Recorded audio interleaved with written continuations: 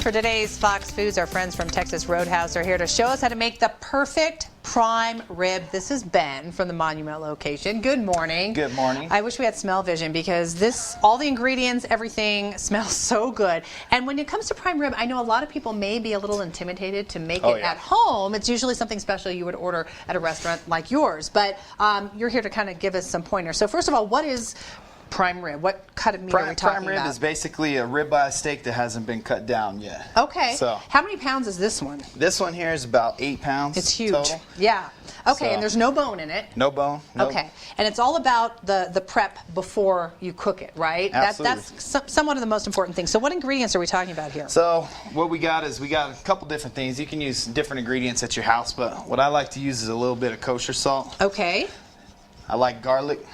Like the taste I like of garlic too. Garlic makes everything better. Oh, right? it smells so good. We'll use a little bit of sugar.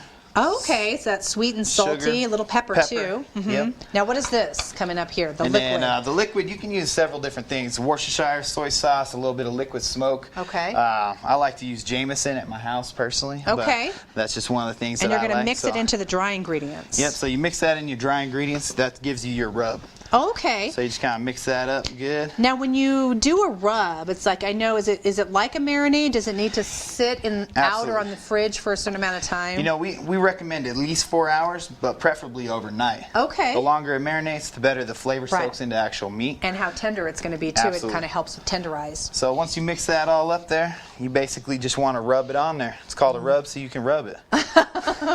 Right. So, give it a little massage, right? Yeah, exactly. Massage it on there. Make sure you got it all nice and coated. Is there a technique that we should know, different ways, to rub it? Or you just want to make sure it's evenly spread all the way across it, underneath. And you're going to flip it as well? Yeah. Okay. Underneath, on the top, on the bottom. Look at that. And, the most important part for me is the ends. Okay. A lot of people come in, they get that end cut. I always ask for the end cut. There's only so many of them, right? There's only 2 on a loin, and that's where your flavor's at. Now, what's the proper temperature? Because I know the end cut is usually the more done side, is it not? Yes, so that's why I usually order that. But where do you want to keep your prime rib? The prime rib, you want to actually, after you marinate it overnight, you're going to cook it in the oven, 300 degrees.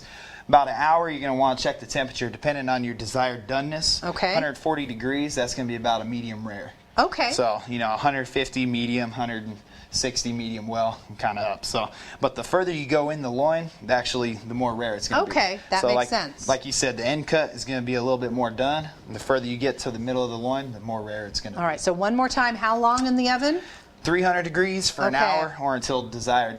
Okay. So. And of course, this has got to be one of the more popular items, I think, on your menu. That's my favorite Always, menu. right? My favorite menu item at Texas Roadhouse is All the prime right. rib. So we're going to, by the magic of TV, put this in the oven to cook, and then when we come back, we're going to show you how to slice it up, and also some amazing sides, because the sides also make the dish, right? Absolutely. It's all in that pairing, so we'll have more coming up in just a little bit. For today's Fox Foods, our friends from Texas Roadhouse back to tell us how to make some loaded sweet potatoes. Please say hello to Devon now from the Monument location. Good morning. Good morning. All right, well, first we talked about prime rib a little bit earlier, and now you're going to show us how to slice it. So let's talk about this, because obviously this was about an 8 pound, and it does kind of shrink a little bit. Yeah, it shrinks just a little bit. As it cooks. Yep. It's not going to shrink a whole lot, maybe a pound depending on how big.